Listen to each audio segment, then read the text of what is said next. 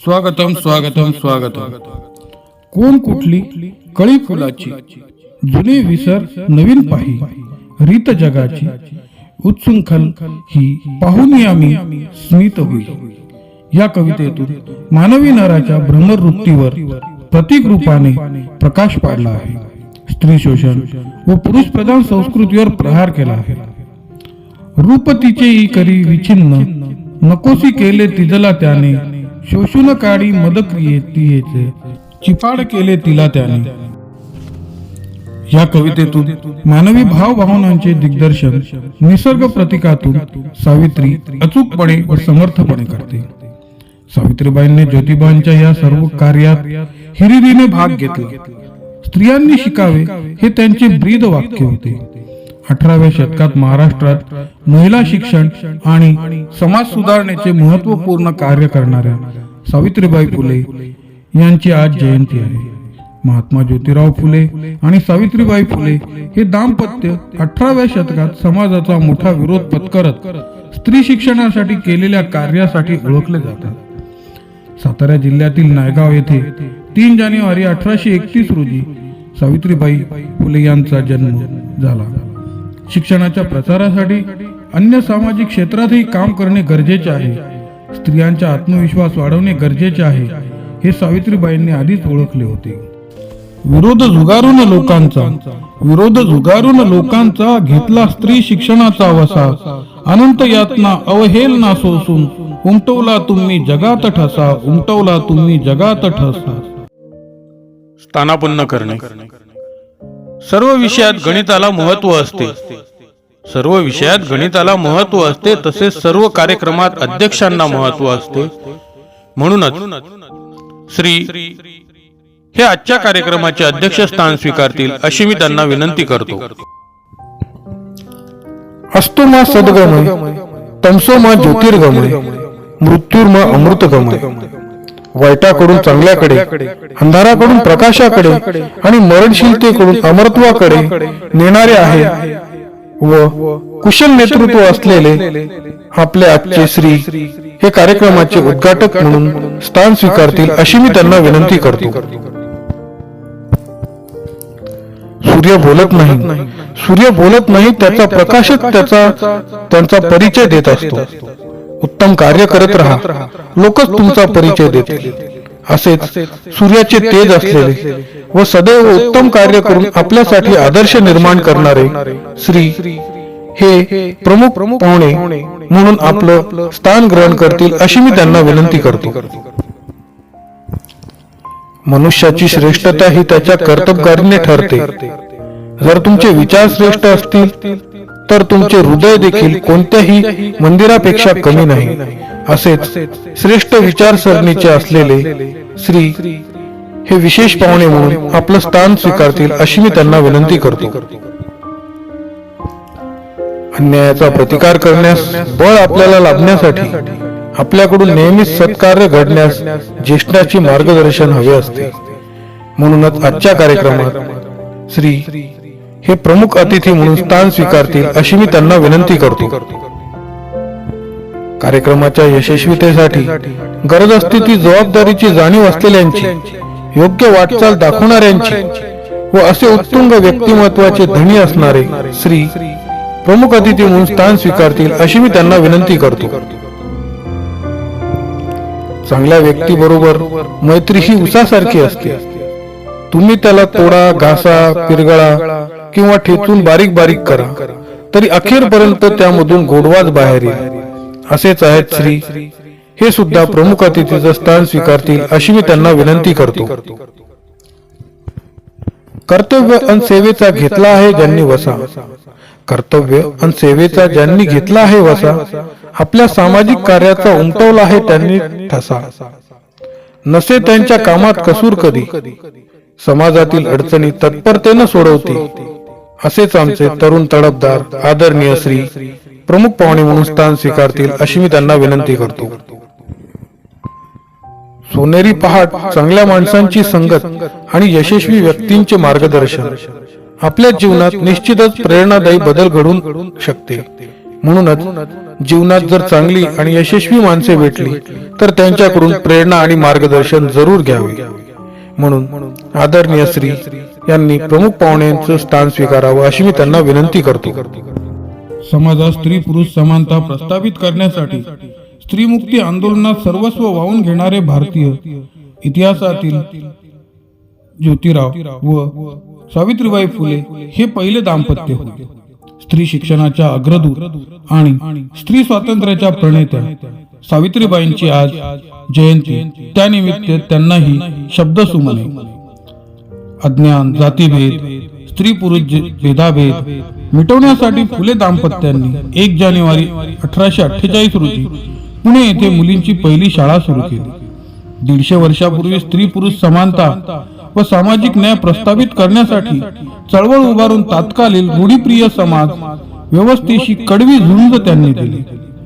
तर फुले दाम्पत्यांनी बालविवाहाला विरोध करून ते थांबले नाही, तर विधवांचा विवाह पुनर्विवाह करण्याचे सामाजिक उत्तरदायित्व त्यांनी मोठ्या हिरिरीने पार पाडले. विधवांच्या पुनर्विवाहास मान्यता मिळण्यासाठी त्यांनी इंग्रज सरकारपुढे आग्रही मागणी केली आणि या सामाजिक कार्यात फुले दाम्पत्यांना यश येऊन त्यास 1856 मध्ये मान्यता सुद्धा मिळाली. त्यांच्या सामाजिक कार्याविषयीची कृतज्ञता म्हणून 3 जानेवारी हा सावित्रीबाईंचा जन्मदिन बालिका दिन म्हणून साजरा केला जातो. पूजन दीप प्रज्वलन. दिव्या दिव्या रे दीपककार, कानी कुंडल मोतीहार. दिव्या दिव्या रे दीपककार, कानी कुंडल मोतीहार.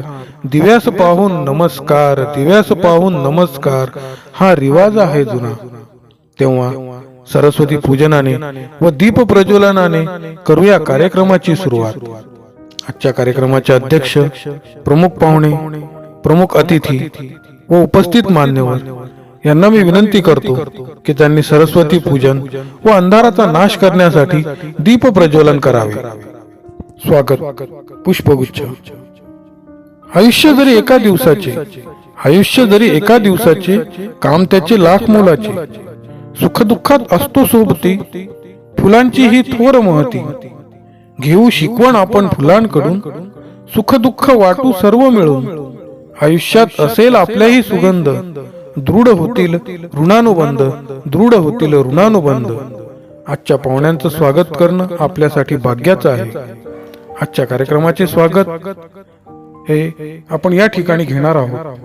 आजच्या कार्यक्रमाचे अध्यक्ष यांचं स्वागत हे करतील अशी मी त्यांना विनंती करतो. आजच्या कार्यक्रमाचे प्रमुख पाहुणे यांचं स्वागत हे करतील अशी मी त्यांना विनंती करतो. याप्रमाणे इतर मान्यवरांचं स्वागत आपल्याला करून घ्यायचं आहे. स्वागत गीत.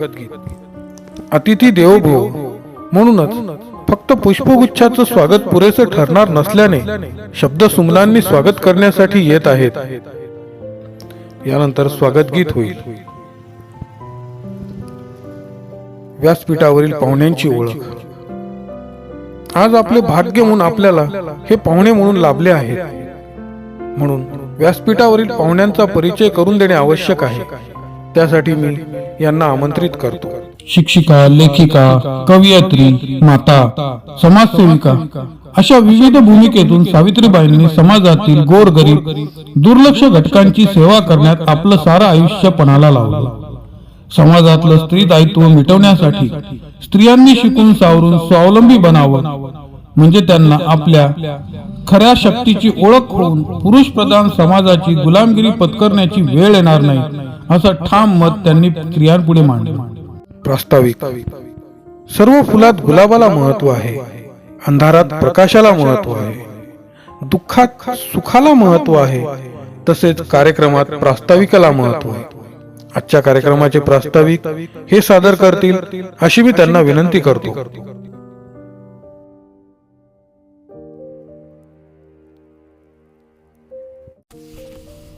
काळ रात्र गेली अज्ञान पळाले, काळ रात्र गेली अज्ञान पळाले, सर्व जागी केले या सूर्याने. शूद्र या क्षितिजी ज्योतिबा हा सूर्य, तेजस्वी अपूर्व उगवला. नाजूक पकळ्या किती सुंदर असतात, रंगीत कळ्या रोजच उमलत असतात, नजरेत भरणारी सर्वच असतात. पण हृदयात राहणारी तुमच्यासारखी माणसं खूप कमी असतात आणि म्हणून कार्यक्रमात तुम्ही आलात, लाभलात हे आमचं भाग्य. म्हणून आपणास विनंती की या प्रसंगी आपण मार्गदर्शनातून आपले विचार व्यक्त करावे. नेतृत्व कुशल व सक्षम असेल तर प्रत्येकाचे काम यशस्वी होते. म्हणून आपला कार्यक्रम यशस्वी होण्यासाठी कुशल व सक्षम नेतृत्व गुण असलेले श्री कार्यक्रमाला योग्य दिशा देण्यासाठी आपले विचार व्यक्त करतील अशी मी त्यांना विनंती करतो.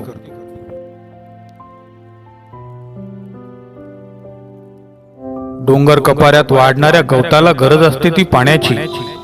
बोलके करण्यास हवे असते ते संभाषण, आधारासाठी हवे असते ते आश्वासन आणि योग्य दिशा मिळण्यासाठी आवश्यक आहे मार्गदर्शन.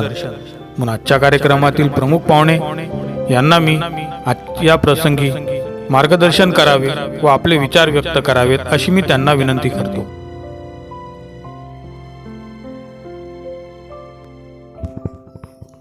अध्यक्षीय भाषण. कितीही केलं तरी वाळवंटात आणि समुद्रात पीक घेता येत नाही. आपल्याकडून भरपूर घेण्यासारखं आहे पण घेता येत नाही. विरोधी गटालाही पटवून देण्यासारखं आपल्यातील कौशल्य कितीही तणाव असला तरी चेहऱ्यावर त्याचा लवलेशी न दिसता अविरत काम करत राहणं, सदैव मदतीला तत्पर. गुण विशेष लिहायला शब्दही अपुरे पडतात. गुलाब उमलतो नाजूक कळ्यांवर, गवत झुलते वाऱ्याच्या जोतावर, पक्षी उडतो पंख्याच्या जोरावर, माणूस जगतो आशेच्या किरणावर आणि कार्यक्रम फुलतो अध्यक्षीय भाषणावरती. तर आजच्या कार्यक्रमाचे अध्यक्ष हे अध्यक्षीय भाषण सादर करतील व सर्वांना मार्गदर्शन करतील अशी मी त्यांना विनंती करतो.